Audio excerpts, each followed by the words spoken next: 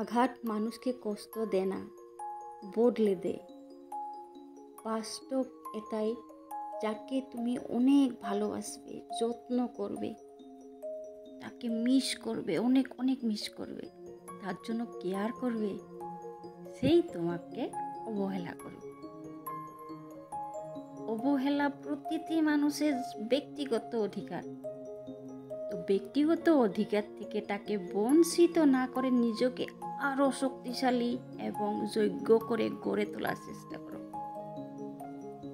হাজার বন্ধু পাওয়া বড় কথা নয়, বড় কথা হচ্ছে এমন একটা বন্ধু পাওয়া যখন পৃথিবীর সবাই তোমার বিরুদ্ধে থাকবে, সে বন্ধু তোমার পক্ষে হয়ে থাকবে। সেটাই হচ্ছে হাজার বন্ধু পাওয়া। কখনো কারো প্রতি অতিরিক্ত ভালোবাসা দেখাবেন না। যদি কারো প্রতি অতিরিক্ত ভালোবাসা দেখান, তাহলে আপনাকে অবহেলা পেতেই হবে। পৃথিবীতে যদি কঠিন বলে কিছু থাকে, তাহলে সেটা হলো মানুষ চেনা।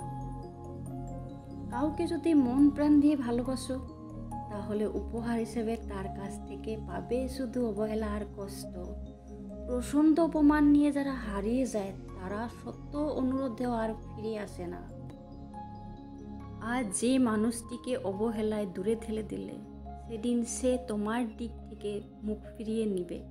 সেদিন বুঝবে তুমি অবহেলায় কাকে হারিয়ে ফেলেছো তুমি। অবহেলা সে তো প্রিয় মানুষটির কাছে থেকে পাওয়া শ্রেষ্ঠ উপহার। সে তুমি যদি কাউকে বেশি ভালোবাসো, তাহলে বিনিময় শুধু চোখের জল ছাড়া আর কিছুই পাবে না।